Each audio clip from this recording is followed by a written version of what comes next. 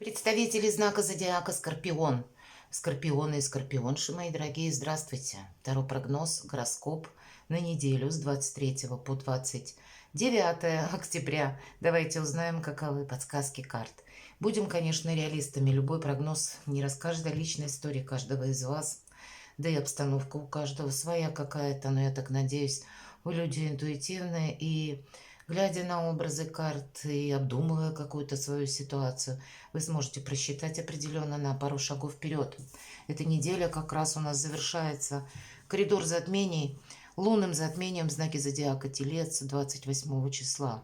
И по Луне это всегда какие-то неопределенности, непонятности. И на будущее, это надо сказать, у нас в знаке зодиака Телец до конца года пробудет Юпитер и Уран. Будут еще какие-то перемены, изменения, какая-то ситуация продолжит развиваться. И вот, наверное, на эту неделю нам еще пока вот с лунным затмением точно что-либо не будет известно наверняка, или обстановка, которая нас окружает, она не дает возможности просчитать что-то заранее. Поэтому давать какие-то обещания, например, да, что я вот это выполню, совершу, или какие-то выносить вердикты, тут еще все может поменяться в любой момент. Поэтому берегите себя, мои дорогие скорпионы. Ну, давайте узнаем главное событие на неделе, как видят карты для вас. Неожиданное событие. Чему сейчас не время, по мнению карт, или что может помешать? А что будет помогать? Достанем такую карту, что скрыто. Может быть, чему-то мы не придаем значения, внимания. Это имеет значение для вас самих, да, как какая-то важная составляющая. Дела, работа, бизнес. Посмотрим карты. Энергетику. Что у нас? Энергия денег, как видят, колода золоченого таро. Личная жизнь. И подытожим наш прогноз. Достанем карту совет. Объединим все прежние карты. Давайте будем смотреть главное событие. Ну, не совсем ваши энергии, но такие холодно-расчетливые и без эмоций. Король мечей. По этой карте могут проходить, кстати, так, к слову, и врачи или узкие специалисты, к примеру, что-то вы дома будете переделывать, перестраивать, и необходим вот так, подобный специалист, который знает, как какое-то дело узкой направленности решить, оформить. По этой карте проходят юристы, проходят адвокаты, представители законной власти, высокие чиновники. Мы можем обращаться, оформить тот или иной документ, согласовать что-то, ну или какой-то вопрос прояснить. Но нет места риску, мои дорогие скорпионы, это факт. Собой не рискуем. Где-то самим вот быть в таких холодных энергиях, больше логики, рационализма, умения видеть, что есть на самом деле. Ну, видимо, вот это будет сильная позиция. Или у кого-то, правда, могут проиграться вопросы в суде или какие-то решения. Но давайте будем смотреть неожиданные события. Но тут радость. Кто знает, пошли решать вопросы, у вас все получилось. Или приходит какое-то известие, которое вас радует, вдохновляет и помогает как раз осуществить желаемое. Туз кубков – это полнота эмоций, и это не что-то одно, хотя чаще, безусловно, это либо личная жизнь, либо карта счастья, да, когда вот нас эти самые эмоции переполняют, или то, что, может быть, как мы как выиграли, да, у кого-то, если в суде мы говорим, может быть, правда, каким-то образом слушание поворачивается и в вашу пользу, в вашу сторону, и вы останетесь довольны. Ну, любая, наверное, радость, просто у каждого по-своему в своей сфере жизни будет какое-то приятное событие, счастливое событие, а у кого-то может быть и любовь, почему нет, которая вас наполняет и переполняет. Но это хорошо, когда у нас есть прекрасные эмоции. Чему сейчас не время, что может помешать? Ну, знаете, у кого-то может быть как удачная какая-то сделка, например, да, или купля-продажа, оформление, вот опять же, с учетом короля мечей. или как получение денег крупной суммы, или то, чем вы занимались, вы тоже как будто получаете деньги. Но нам здесь, если говорят, как будто деньги есть, чему не время тратить. Несмотря на то, что десятка пентаклей, максимальная карта, которая вообще на денежный эквивалент нам дает пояснение. И тем не менее, несмотря на сумму, даже если она большая, нам говорят точно не на этой неделе. Больше мы сохраняем. Вот, наверное, как король мечей, быть хладнокровному. И король мечей, ведь он в чем удачлив? Дела, работа, бизнес и деньги. Поэтому, видимо, если вот где-то там фартит, и несмотря на туз кубков, ну, что-то даже может переполнять, словно от радости. А вот в вопросах, которые касаются документов или согласования с чиновниками или с какой-то бюрократической машиной, вопросов с банками, тут ведь нам могут, например, либо оформить какой-то кредит, ну, предположим, ипотечный вы оформляете, или для кого-то из вас, наоборот, рассчитаться с ним, да, что-то закрыть, у каждого по-своему. Но деньги так или иначе, вот то, что у нас есть, мы сохраняем, не время как будто тратить, покупать, прицеливаться на что-то, планировать прекрасно, но, видимо, не на этой неделе с лунным затмением мы как будто достали из кармана и сказали: возьмите, вот, ну, наверное, этому не время. А что нам будет помогать? Вот все то, что я сейчас говорила. Пятерка мечей, первая победа. Нам будет казаться, что мы вроде бы когда победу получили, но удовольствия от этого как будто нет.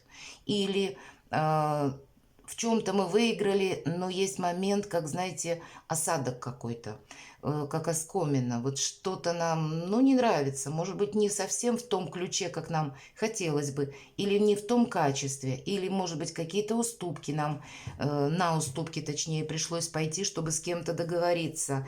Но, тем не менее, если мы готовы договариваться и не увеличивать словно пространство конфликта, дистанцию между людьми, то тогда нам это играет в плюс.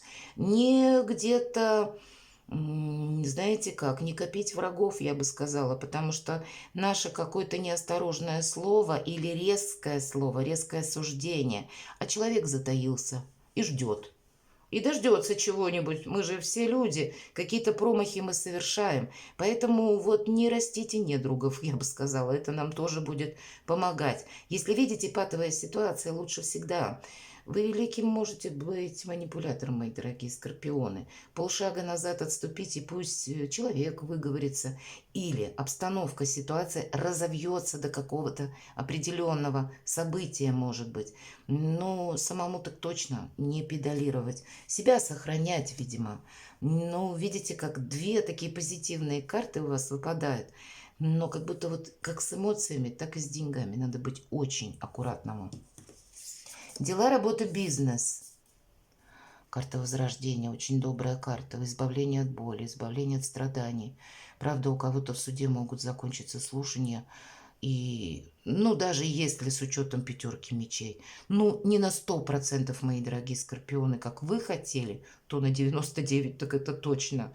Потому что это, как, знаете, вы перешагиваете порог, оставляя прошлое действительно где-то там далеко, когда мы даже не оборачиваемся и думать даже про это не хотим. Карта Возрождения.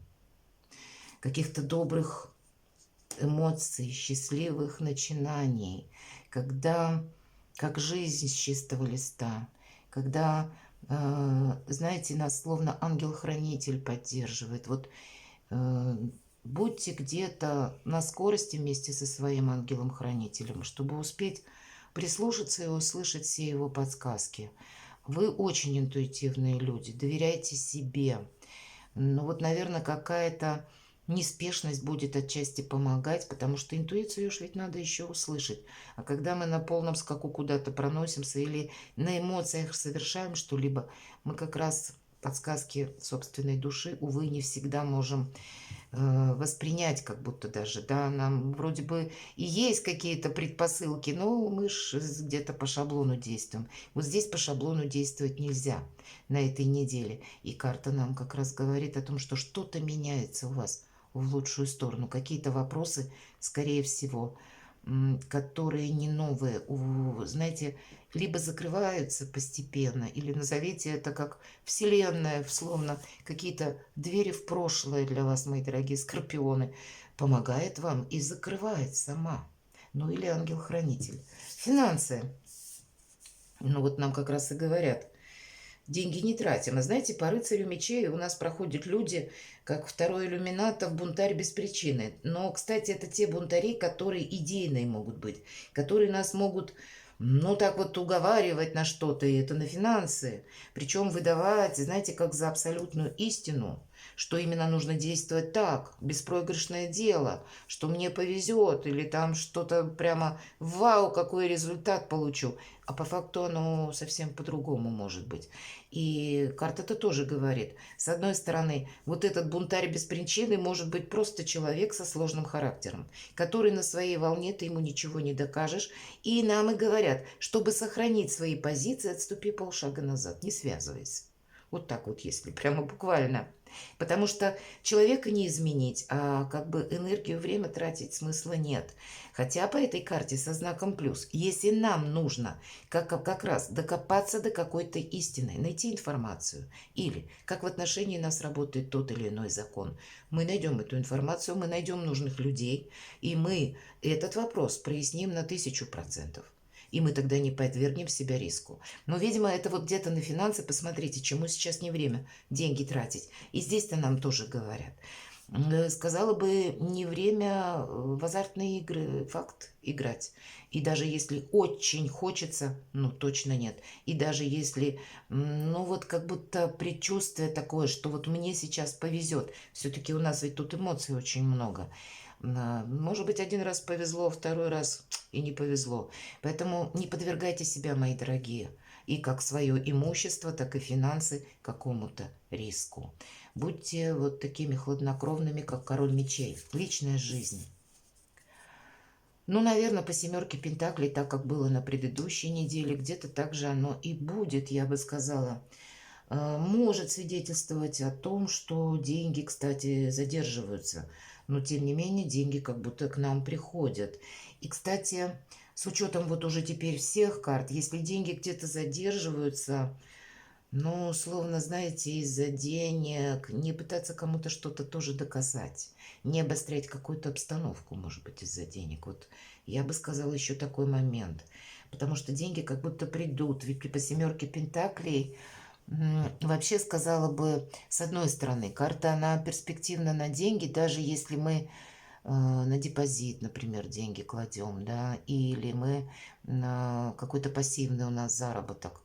Но я теперь не могу этого с учетом всех карт сказать на этой неделе даже вот так.